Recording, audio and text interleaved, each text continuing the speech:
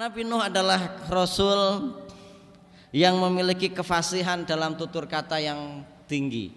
Beliau orang yang sangat fasih. Beliau cerdas, akalnya sehat, ya. Kemudian kreatif.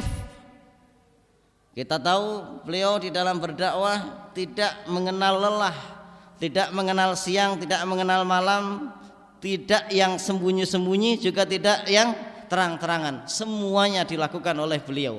Dan tentunya jangan sampai kita berpikir bahwa ketika beliau berdakwah siang malam, berdakwah terang-terangan dan sembunyi-sembunyi itu cukup sederhana. Ya, terang-terangan, kemudian sembunyi-sembunyi, siang dan malam. Bukan demikian. Selama 950 tahun berarti itu beliau sudah melakukan segala hal, daya dan upaya untuk melakukan dakwah ilallah ta'ala untuk masyarakatnya. Semua hal dilakukan. Kalau kita bisa melihat, kita berkaca pada masa kita saat ini dengan berbagai modernitas dan juga sarana dan prasarana dakwah yang ada, beliau sudah lakukan, membuat kartu dakwah, membuat leaflet, membuat booklet, membuat flyer, membuat apalagi buku kecil, membuat radio, membuat macam-macam. Ya, semua sarana media sosial pun dilakukan. Ini kalau kita mengaca kepada kehidupan kita saat ini. Jadi bukan hanya sekedar karena kemudahan dakwah cukup dengan membuat status kita berharap semua orang berubah. Enggak bisa sedemikian mudahnya. Ya, di sana harus ada jamaiyah, di sana harus ada pertemuan offline, ada konsolidasi, ada koordinasi, ada macam-macam. Kita enggak hanya bisa mengundang mereka datang ke masjid, kemudian kita tunggu kalau datang kita adakan pengajian, kalau enggak ada ya sudah pengajian bubar. Enggak bisa seperti itu. Harus ada jemput bola.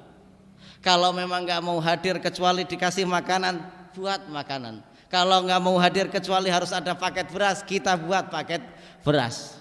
Ini sirran wa jahra, lailan wa naharo dilakukan. Beliau adalah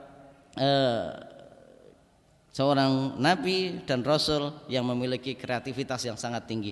Pemikirannya jauh ke depan, santun perilakunya. Beliau santun perilakunya, 950 tahun ejek, ditolak dakwahnya, beliau tetap tenang, ya. Kemudian sangat sabar tatkala harus berdebat sampai musuhnya, sampai masyarakatnya yang menjadi lawan debat beliau menyerah.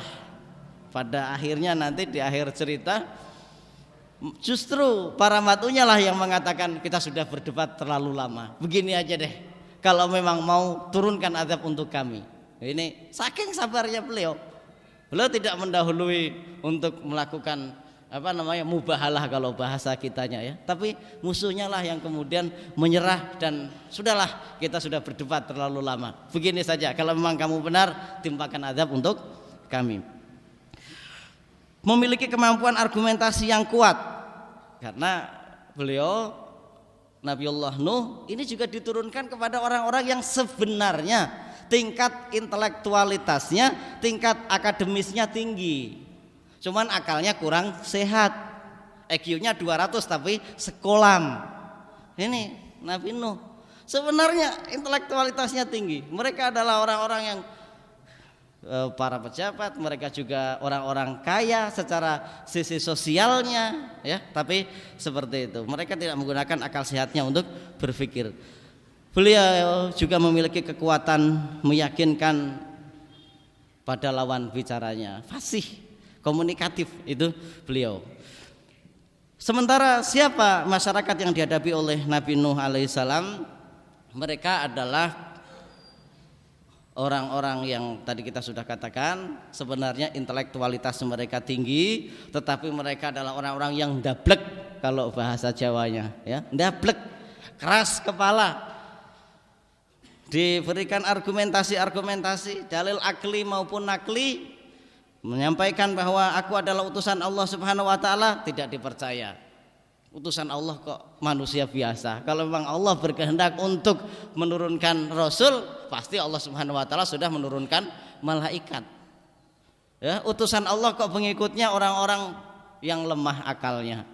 Ini harus dipahami bahwa bukan berarti yang mengikuti para nabi dan rasul mereka orang yang lemah akalnya, tetapi lawan-lawannya lah yang membuat hoax.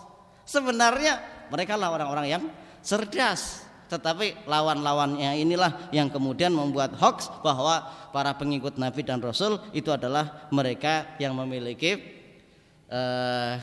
akal yang pendek.